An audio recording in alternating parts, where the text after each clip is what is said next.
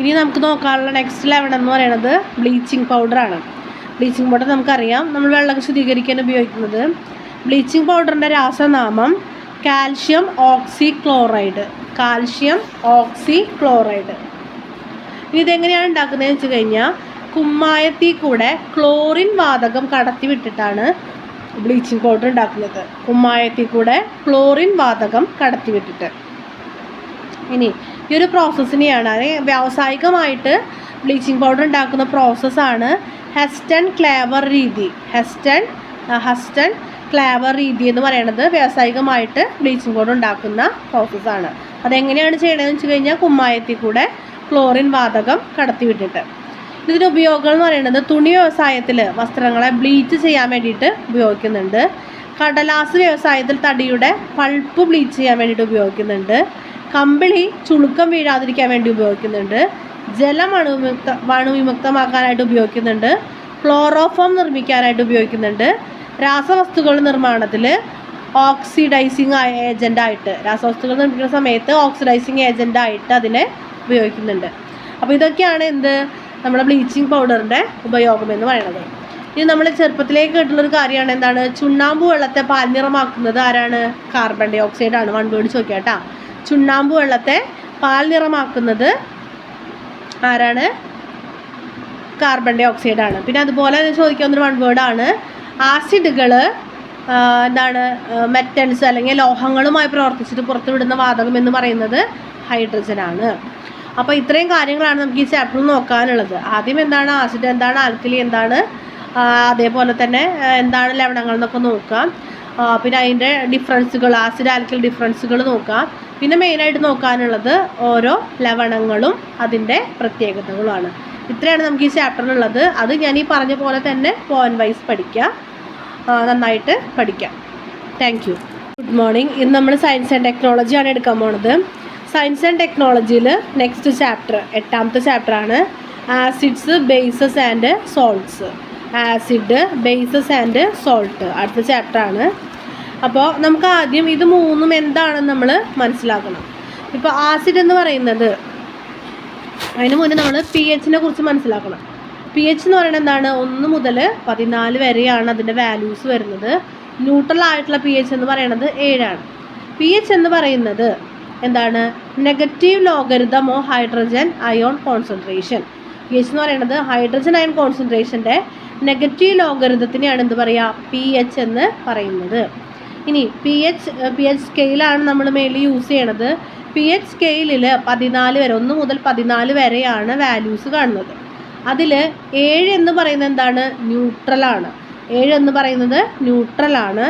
7ന് താഴേക്ക് ആസിഡുകളും 7ന് മുകളിലേക്ക് ബേസുമാണ്. 7ന് താഴേക്ക് ആൽക്കലിയും 7ന് മുകളിലേക്ക് ബേസുമാണ്. അപ്പോൾ ഇങ്ങനെയാണ് നമ്മൾ ആസിഡ് ബേസ് തിരിക്കുന്നത്. ഇനി ആസിഡ് എന്ന് പറഞ്ഞു കഴിഞ്ഞാൽ ഒരു അക്വ സൊല്യൂഷനിൽ H+ അയോണുകളുടെ കോൺസെൻട്രേഷൻ ഉയർത്താൻ കഴിയുന്നവർ, അല്ലെങ്കിൽ എന്താണ് H+ അയോണുകളെ റിലീസ് ചെയ്യുന്നവരാണ്. ഒരു അക്വ സൊല്യൂഷനിൽ H+ അയോണുകളെ റിലീസ് ചെയ്യുന്നവരെയാണ് നമ്മൾ ആസിഡ് എന്ന് പറയുന്നത്. അതേപോലെ തന്നെ സെയിം വേ എന്താണ്? ഒരു അക്വ സൊല്യൂഷനിൽ OH- അയോണുകളെ റിലീസ് ചെയ്യുന്നവരാണ് ബേസ്. ഒരു അക്വ സൊല്യൂഷനിൽ H+ അയോണുകളെ റിലീസ് ചെയ്യുന്നവരെ ആസിഡ്സ് എന്നും OH- അയോണുകളെ റിലീസ് ചെയ്യുന്നവരെ ബേസസ് എന്ന് പറയും. ഇനി വാട്ടർ സോള്യുബിൾ ആയിട്ടുള്ള, വെള്ളത്തിൽ ലയിക്കുന്ന ബേസുകളെയാണ് എന്ത് പറയുക? ആൽക്കലി എന്ന് പറയുന്നത്. വെള്ളത്തിൽ ലയിക്കുന്ന ബേസുകളെയാണ് ആൽക്കലി എന്ന് പറയുന്നത്. ഇനി എല്ലാ ആൽക്കലീസും ബേസസ് ആണ് അല്ലേ? എല്ലാ ആൽക്കലീസും ബേസസ് ആണ്. പക്ഷേ എല്ലാ ബേസുകളും ആൽക്കലി അല്ല. കാരണം എന്താണ്? എല്ലാ ബേസുകളും വാട്ടർ സോള്യുബിൾ ആവില്ല. അപ്പോൾ എല്ലാ ബേസുകളും എന്തല്ല? ആൽക്കലി അല്ല. അപ്പോൾ ഇതൊക്കെയാണ് ഇതിനെക്കുറിച്ച് നമുക്ക് എന്താ പറയുക, ബേസിക്കായിട്ട് അറിയാനുള്ള കാര്യങ്ങൾ. ഇനി ന്യൂട്രലൈസേഷൻ എന്ന് പറയുന്നത് ഒരു ആസിഡും ഒരു ആൽക്കലിയും കൂടെ തമ്മിൽ പ്രവർത്തിച്ചിട്ട് രണ്ടിൻ്റെയും ഗുണങ്ങൾ ഇല്ലാണ്ടാവുന്ന ഒരു പ്രോസസ്സിനെയാണ് എന്ന് പറയുക? ന്യൂട്രലൈസേഷൻ പ്രോസസ്സ് എന്ന് പറയുക. ആസിഡും ആൽക്കലിയും കൂടെ പ്രവർത്തിച്ചിട്ട് റിയാക്ട് ചെയ്തിട്ട് രണ്ടിൻ്റെയും ഗുണമില്ലാത്ത ഒരു സാധനം ഉണ്ടായി വരിക, അതിനെയാണ് ന്യൂട്രലൈസേഷൻ എന്ന് പറയാം. അതായത് ആസിഡും ആൽക്കലിയും കൂടെ പ്രവർത്തിക്കുമ്പോൾ സാൾട്ട് പ്ലസ് വാട്ടർ, അതായത് ലവണവും ജലവും ഉണ്ടാവുന്നു. ഈ ഉണ്ടാവുന്ന ലവണത്തിന് ആസിഡിൻ്റെ ഗുണം ഉണ്ടാവില്ല, ആൽക്കലിയുടെ ഗുണവും ഉണ്ടായിരിക്കില്ല. ഇതിനെയാണ് ന്യൂട്രലൈസേഷൻ എന്ന് പറയുന്നത്. ഇതൊക്കെയാണ് നമുക്ക് ബേസിക്കലി നോക്കാനുള്ളത്. ഇനി നോക്കാനുള്ളത് സ്ട്രോങ് ആസിഡും വീക്ക് ആസിഡും ആണ്. സ്ട്രോങ് ആസിഡ് എന്ന് പറയുന്നത് നമ്മളതിനെ അതിൻ്റെ ഒരു അക്വ സൊല്യൂഷനിൽ അതിന് ലയിപ്പിക്കുന്ന സമയത്ത് എന്താണ്, അത് കംപ്ലീറ്റ്ലി എന്ത് ചെയ്യും, ഡിസോസിയേറ്റ് ചെയ്യും. അതാണ് സ്ട്രോങ് ആസിഡ്. വീക്ക് ആസിഡ് എന്ന് പറഞ്ഞു കഴിഞ്ഞാൽ കംപ്ലീറ്റ്ലി ഡിസോസിയേറ്റ് ചെയ്യില്ല, അതായത് കംപ്ലീറ്റ് ആയിട്ട് എന്ത് ചെയ്യില്ല, H+ അയോണുകൾ അവർ റിലീസ് ചെയ്യില്ല. സ്ട്രോങ് ആസിഡ് ആണെങ്കിൽ കംപ്ലീറ്റ്ലി H+ അയോണുകൾ അവർ റിലീസ് ചെയ്യും. ഇതാണ് സ്ട്രോങ് ആസിഡും വീക്ക് ആസിഡും തമ്മിലുള്ള ഡിഫറൻസ്. സ്ട്രോങ് ആസിഡുകൾ നമുക്ക് എഡിബിൾ ഒന്നുമല്ല, പക്ഷേ വീക്ക് ആസിഡ് എങ്ങനെയാണ്, എഡിബിൾ ആണ്. അപ്പോൾ നമുക്കറിയാം അല്ലേ, ഇപ്പോൾ നാരങ്ങ വെള്ളത്തിലൊക്കെ സിട്രിക് ആസിഡ്, തൈരിലൊക്കെ ലാക്റ്റിക് ആസിഡ്, പാലിൽ ലാക്റ്റിക് ആസിഡ്, അതേപോലെ തന്നെ എന്താണ് നമ്മൾ വിനാഗിരിയിൽ അസറ്റിക് ആസിഡ്, പുളിയിലുള്ള ടാർട്ടാറിക് ആസിഡ് ഒക്കെ എന്താണ് നമുക്ക് എഡിബിൾ ആയിട്ടുള്ള ആസിഡ്സ് ആണ്. ഇനി എന്തൊക്കെയാണ് ആസിഡിൻ്റെ ക്യാരക്ടറിസ്റ്റിക്സ് നോക്കാം. സോർ ടേസ്റ്റ്, പുളിരസമാണ്. അതുപോലെ കൊറോസീവ് ടു മെറ്റൽസ്, മെറ്റൽസിന് എന്ത് ചെയ്യും, ദ്രവിപ്പിക്കും. Change blue litmus to red, അതുപോലെ തന്നെ ആസിഡാണോ ആൽക്കലി ആണോ എന്ന് മാത്രം അറിയാനുള്ള ഒരു മെത്തേഡാണ് ലിറ്റ്മസ് പേപ്പർ. അപ്പോൾ അതിൽ ആസിഡ് ആണെങ്കിൽ എന്താണ്, ബ്ലൂ ലിറ്റ്മസിനെ റെഡാക്കി മാറ്റും, ആൽക്കലി ആണെങ്കിൽ റെഡ് ലിറ്റ്മസിനെ ബ്ലൂ ആക്കി മാറ്റും. അത്രയേ അറിയുള്ളൂ. പക്ഷേ കറക്റ്റ് അതിൻ്റെ pH അറിയുന്നതാണ് നമ്മുടെ pH സ്കെയിൽ. എത്ര ആസിഡ് ഉണ്ട് അല്ലെങ്കിൽ എത്ര അസിഡിറ്റി ഉണ്ടെന്ന് അതിൽ പറയാനായിട്ട് പറ്റും. ഇനി become less acidic on mixing with bases, ബേസുകളായി മിക്സ് ചെയ്യുമ്പോൾ എന്താണ്, അതിൻ്റെ അസിഡിക് പ്രോപ്പർട്ടി കുറഞ്ഞു വരും. കാരണം എന്താ, ന്യൂട്രലൈസേഷനുള്ള അതും കൂടെ വന്നുകൊണ്ടിരിക്കുകയാണ്. ഇനി ഇതേപോലെ തന്നെ ബേസസിൻ്റെ ക്യാരക്ടറിസ്റ്റിക്സ്. ബേസസിൻ്റെ ക്യാരക്ടറിസ്റ്റിക്സ് എന്ന് പറയുമ്പോൾ ബിറ്റർ ടേസ്റ്റാണ്, കയ്പ്പ് രസമാണ്. ഫീൽ സ്ലിപ്പറി ഓർ സോപ്പി, അതായത് ഇങ്ങനെ വഴുവഴുപ്പുള്ളതായിട്ട് തോന്നും. Change red litmus to blue. Become less basic to mixing with acids, ആസിഡുകളായിട്ട് മിക്സ് ചെയ്യുമ്പോൾ എന്താണ്, അതിൻ്റെ ബേസിസിറ്റി അവിടെ കുറഞ്ഞു വരും. ഇതൊക്കെയാണ് അതിൻ്റെ ക്യാരക്ടറിസ്റ്റിക്സ്. ഇനി നമ്മൾ pH പറഞ്ഞു. ഇനി നമുക്ക് നോക്കാനുള്ളത് നമ്മുടെ ഡെയിലി ലൈഫിൽ എങ്ങനെയൊക്കെയാണ് pH ഇൻഫ്ലുവൻസ് ചെയ്യണമെന്നുള്ളതാണ്. ഇനി നമുക്ക് നോക്കാനുള്ളത് ഇപ്പോൾ നമുക്ക് ഉണ്ടായിട്ടുള്ള സോൾട്ടുകൾ ഉണ്ടല്ലോ, അങ്ങനെ കുറച്ച് സോൾട്ടുകൾ എങ്ങനെയാണ് അവർ നിർമ്മിക്കുന്നത്, അതേപോലെ തന്നെ എന്താണ് അതിൻ്റെ യൂസസ്.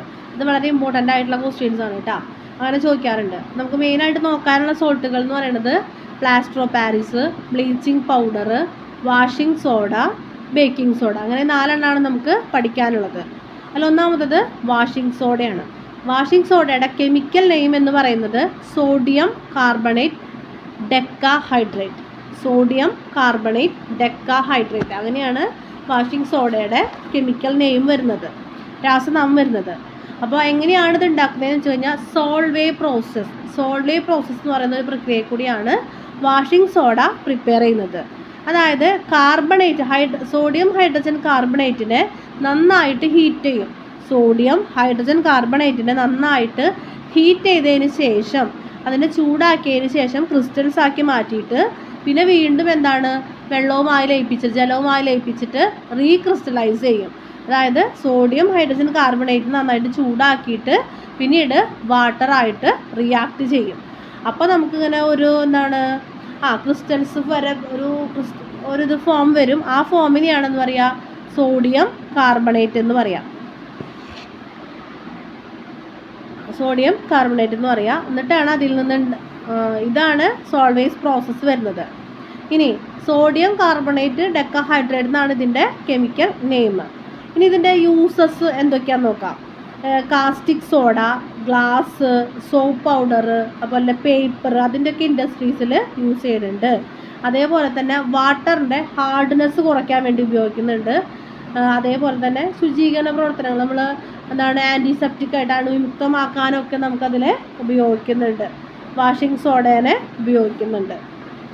അപ്പോൾ അതിൻ്റെ കെമിക്കൽ നെയിം എന്താണ്, ക്ലീനിങ് ഏജൻ്റായിട്ട് യൂസ് ചെയ്യുന്നുണ്ട്. എന്താണ് അതിൻ്റെ കെമിക്കൽ നെയിം, എന്തെങ്കിലും ഒരു പ്രോസസ്സ് വഴിയാണ് ഉണ്ടാക്കുന്നതെന്ന് വെച്ചാൽ ആ പ്രോസസ്സിൻ്റെ പേര് എന്താണ്, ആ പ്രോസസ്സ് യൂസ്, ഇതാണ് പഠിക്കേണ്ടത്. ഇനി ഈ സോൾവേ പ്രോസസ്സ് വഴി വാഷിംഗ് സോഡ ഉണ്ടാക്കുമ്പോൾ കിട്ടുന്ന ബൈ പ്രോഡക്റ്റാണ് എന്ത്, ബേക്കിംഗ് സോഡ. കിട്ടുന്ന ബൈ പ്രോഡക്റ്റാണ് ബേക്കിംഗ് സോഡ.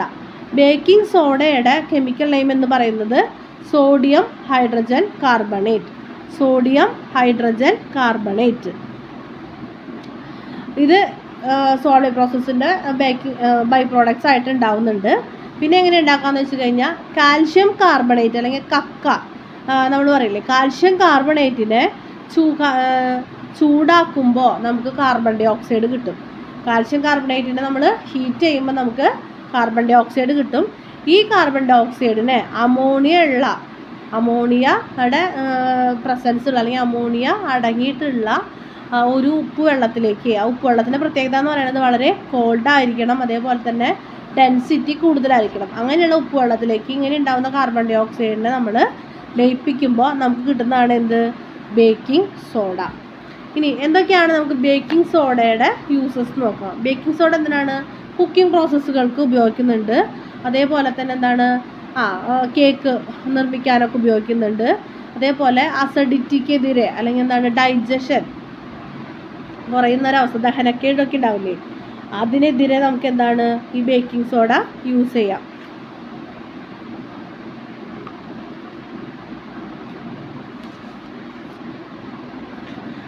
അതിനൊക്കെ നമുക്കെതിരായിട്ട്, അതായത് ദഹനക്കേട് മാറാനൊക്കെ, ഡൈജസ്റ്റീവ് പ്രോബ്ലംസ് ഒക്കെ മാറാനായിട്ട് നമുക്ക് ബേക്കിംഗ് സോഡ യൂസ് ചെയ്യാം.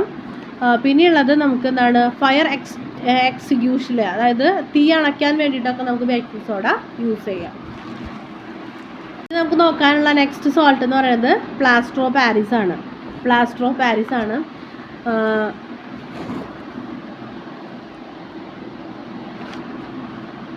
അപ്പോൾ പ്ലാസ്റ്റർ ഓഫ് പാരീസിൻ്റെ കെമിക്കൽ നെയിം എന്ന് പറയുന്നത് calcium sulphate hemi hydrate.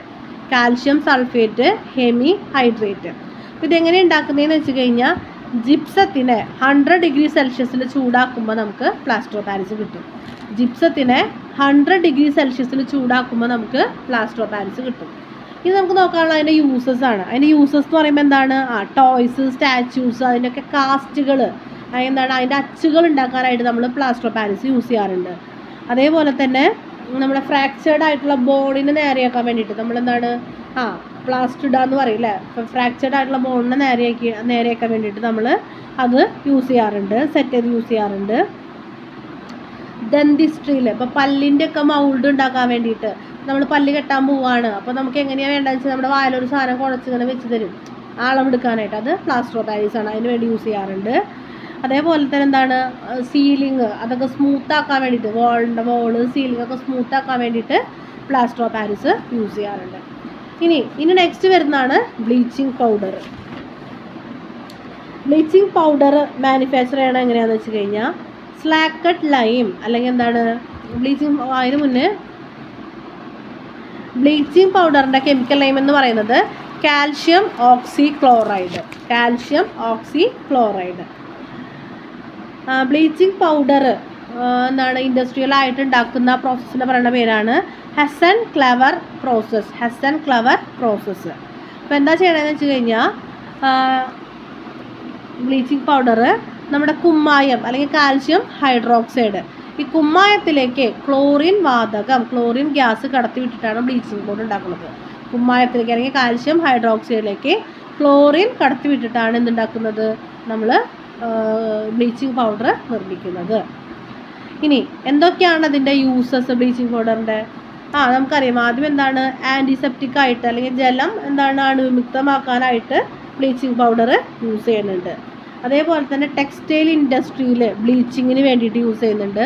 Paper ഇൻഡസ്ട്രിയിൽ ബ്ലീച്ച് ചെയ്യാനായിട്ട് യൂസ് ചെയ്യുന്നുണ്ട്. അതേപോലെ തന്നെ കമ്പിളിയൊക്കെ എന്താണ് ഷ്രിങ്ക് ആവാതിരിക്കാൻ വേണ്ടിയിട്ട്, വൂളൊക്കെ അൺഷ്രിങ്ക് ചെയ്യാൻ വേണ്ടിയിട്ട്, അൺഷ്രിങ്കബിൾ ആവാൻ വേണ്ടിയിട്ട്, ഇങ്ങനെ ചുളിഞ്ഞു പോകാതിരിക്കാൻ വേണ്ടിയിട്ട് ബ്ലീച്ചിങ് പൗഡർ യൂസ് ചെയ്യുന്നുണ്ട്. ഡിസ്ഇൻഫെക്റ്റൻ്റ് അല്ലെങ്കിൽ ജാമിസൈഡ് ഒക്കെ ആയിട്ട് യൂസ് ചെയ്യുന്നുണ്ട്, അതായത് അണുവിമുക്തമാക്കാനായിട്ട് യൂസ് ചെയ്യുന്നുണ്ട്. ക്ലോറോഫോമിൻ്റെ മാനുഫാക്ചറിന് ഉപയോഗിക്കുന്നുണ്ട്. ഇതൊക്കെയാണ് ബ്ലീച്ചിങ് പൗഡറിൻ്റെ യൂസസും അതിൻ്റെ കെമിക്കൽ നെയിമും അതിൻ്റെ രീതികളും ഒക്കെ. അപ്പോൾ ഇതേ രീതിയിൽ തന്നെ ഈ ലവണങ്ങൾ പഠിച്ചാൽ മതി. ഇനി നമുക്ക് നോക്കാനുള്ളത്, നമുക്ക് ചോദിക്കാവുന്നൊരു ക്വസ്റ്റ്യൻ എന്ന് പറയുന്നത് pH കുറിച്ചാണ്. നമ്മുടെ ഡെയിലി ലൈഫിൽ എങ്ങനെയൊക്കെയാണ് pH ഇൻഫ്ലുവൻസ് ചെയ്യുന്നതെന്നുള്ളതാണ്. അതിലൊന്നാമത്തെ കാര്യം എന്ന് പറയുന്നത് നമ്മളുടെ ഡൈജസ്റ്റീവ് സിസ്റ്റത്തിൽ, ഡൈജസ്റ്റീവ് ജ്യൂസിൻ്റെ കൂടെ തന്നെ എന്തുണ്ട്, ഒരു ആസിഡ് ഉണ്ട്. ആസിഡ് എന്ന് പറയുമ്പോൾ ഹൈഡ്രോക്ലോറിക് ആസിഡ് നമ്മുടെ ഡൈജസ്റ്റീവ് സിസ്റ്റത്തിലുണ്ട്. അതെന്തിനാണെന്ന് വെച്ച് കഴിഞ്ഞാൽ നമ്മൾ കഴിക്കുന്ന ഭക്ഷണത്തിൽ എന്തെങ്കിലും ജംസ് ഉണ്ടെങ്കിൽ അതിനെ നശിപ്പിക്കാൻ വേണ്ടിയിട്ടും അതേപോലെ തന്നെ എന്താണ് അതിൻ്റെ ആഹാരത്തെ ദഹിപ്പിക്കാൻ വേണ്ടിയിട്ടൊക്കെയാണ് HCl ഉള്ളത്. ഇനി വരുന്നത് നമ്മൾ വൃത്തിയായിട്ട് നമ്മളെന്താണ് ഹൈജീനിക്കായിട്ട് മൗത്ത് കൊണ്ട് നടന്നില്ലെങ്കിൽ എന്ത് സംഭവിക്കും? അതിലുള്ള ബാക്ടീരിയാസ് ആസിഡ്സ് പ്രൊഡ്യൂസ് ചെയ്യും. ഈ ആസിഡ്സ് നമ്മുടെ ഇനാമലിന് കേടുപാടുകൾ വരുത്തും. ഇനാമലിന് ക്യാവിറ്റീസൊക്കെ ഫോം ചെയ്യിക്കും. പിന്നെ വരുന്നത് പ്ലാന്റ്സ് ഗ്രോ ചെയ്യണമെങ്കിൽ ഇപ്പോൾ കൃഷിക്കാണെങ്കിലും എന്താണ് ഒരു സർട്ടൻ pH മാത്രമാണ് അവർക്ക് പറ്റുള്ളൂ, എന്നാണ് അവർ നല്ല വിളവുകളൊക്കെ കിട്ടുള്ളൂ. അതുകൊണ്ടാണ് നമ്മൾ ഒരു കൃഷി ഇറക്കും മുന്നേ ആ മണ്ണ് ടെസ്റ്റ് ചെയ്യിക്കുന്നത്. ആ pH ഏത് വിളയാണ് നമുക്ക് ഇറക്കാൻ പറ്റുന്നത്. നമ്മൾ കണ്ടിട്ടുണ്ടാവും കൃഷി സ്ഥലങ്ങളിൽ ചിലപ്പോൾ കുമ്മായം ഇടുന്നതൊക്കെ. അസിഡിറ്റി കൂടുതലാണെങ്കിൽ എന്താണ് അതിന് അസിഡിറ്റി കുറയ്ക്കാൻ വേണ്ടിയിട്ടാണ് നമ്മൾ കുമ്മായമൊക്കെ ഇടുന്നത്. ഇതൊക്കെയാണ് pH നമ്മുടെ ഡെയിലി ലൈഫിലുള്ളത്. പിന്നെ നമ്മൾ ഉപയോഗിക്കുന്ന ടൂത്ത് പേസ്റ്റ് എന്ന് പറയുന്നത് അത് ആൽക്കലിയാണ്. നമ്മുടെ വായിൽ ഈ പറഞ്ഞ പോലെ ജംസൊക്കെ കൂടെ എന്താണ് ആസിഡ്സ് ഫോം ചെയ്തിട്ടുണ്ടാവും. അപ്പോൾ നമ്മൾ ടൂത്ത് പേസ്റ്റ് വെച്ചിട്ട് ബ്രഷ് ചെയ്യുന്ന ടൈമിൽ എന്താ സംഭവിക്കുന്നത്? ന്യൂട്രലൈസേഷനാണ് നമ്മുടെ ഉള്ളിൽ നടക്കുന്നത്. ഇതൊക്കെയാണ് pH നമ്മുടെ ഡെയിലി ലൈഫിലുള്ള ഇൻഫ്ലുവൻസ്. ഇത്രയൊക്കെയാണ് നമുക്ക് ഈ ചാപ്റ്ററിൽ നോക്കാനുള്ളത്. നന്നായിട്ട് പഠിക്കാം.